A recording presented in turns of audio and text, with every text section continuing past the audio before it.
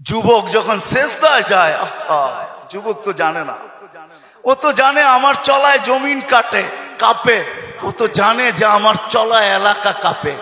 হায়, ও জানে না ওর সেজদায় যে আরশ কাঁপে, ওটা ও জানে না। যদি জানতো তো এলাকা কাঁপাইতো না, যদি জানতো তো জমিন কাঁপাইতো না, ও সেজদা দিতে থাকতো আর আরশকে কাঁপাইতে থাকতো। যুবকের সেজদায় আরশ কাঁপে, আরশ। যুবক যখন সেজদায় যায়, সেজদায় পড়ে তো আল্লাহ ফেরেশ, নাইলে এই হাদিস কোনোদিন আসতো না। আল্লাহ ফেরেশতাকে বলে উনজুর ইলা শাব মাযা ইয়াফআল, যুবকের দিকে তাকাতো কি করে আল্লাহ জানেন। তো ফেরেশতা বলে জাআলা আজলাহু ওয়া মাজালাহু লিআজলিক, সবকিছু বিসর্জন দিয়ে আপনার কুদরতি পায়ে মাথা ঠেকায় দিয়েছে। তা আল্লাহ বলে হাদা আবদি হাক্কা, এ আমার পারফেক্ট বান্দা, ইন্নী উবাহি বিহিল মালাইকা, তোমাদের উপরে আমি একে নিয়ে গৌরব করি। যখন সেজদায় চিৎকার দেয় সুবহানা রাব্বিয়াল আলা, আল্লাহ বলে সাব্বাহতানি সাব্বাহতুক, তুই আমাকে পবিত্র বললি, যাহ তুই পবিত্র, তোর গুনাহ মাফ, সেজদার থেকে উঠার আগে মাফ। আলাইতানি ফাআলাইতুক, মহান বললি, তুইও সৃষ্টির ভিতরে মহান। দুনিয়াওয়ালারা তোকে কি দিবে? কিয়ামতের দিন আমি তোকে আরশের নিচে সুপার ডিলাক্স গ্যালারিতে বসাবো। গ্যালারিতে,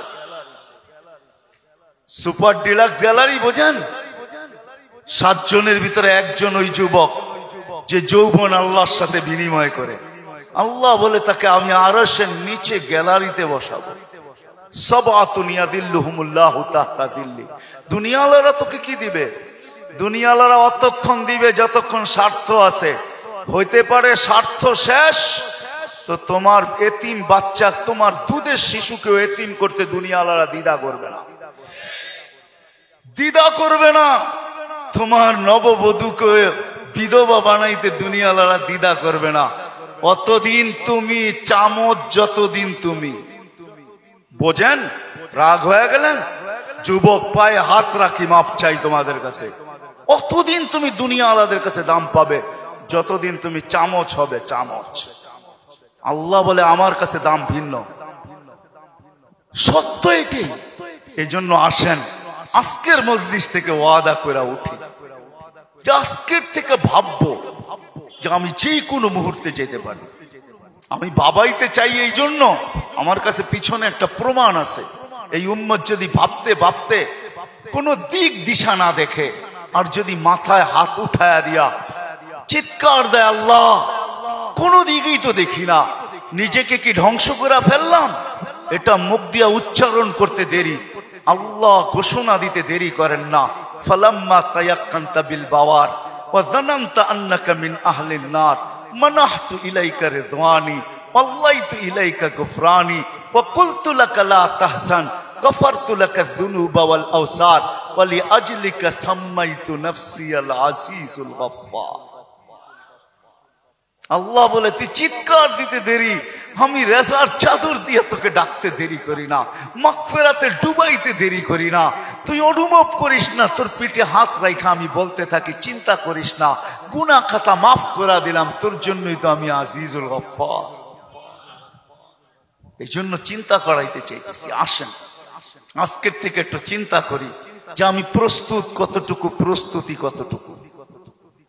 এটার জন্যই আল্লাহ ওয়ালাদের সোহবত লাগবে, এটার জন্যই হক্কানি আলেমদের স্পর্শ লাগবে।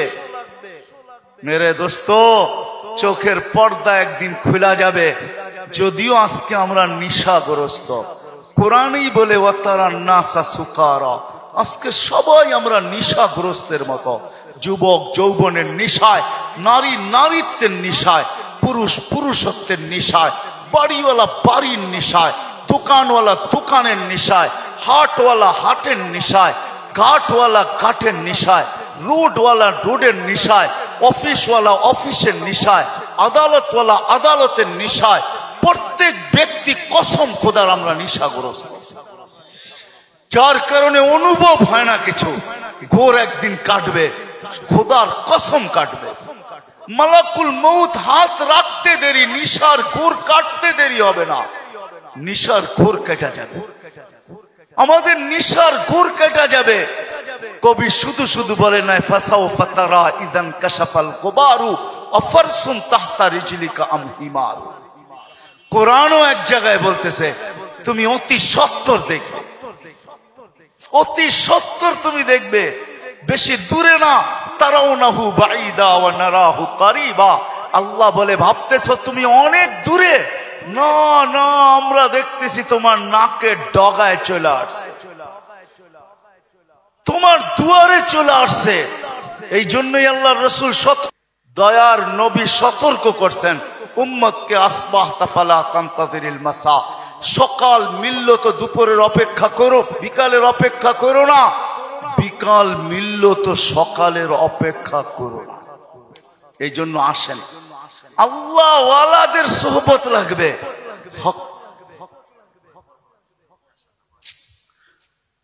আল্লাহ ওয়ালাদের সোহবত লাগবে, হক্কানি ওয়ালাদের সোহবত লাগবে।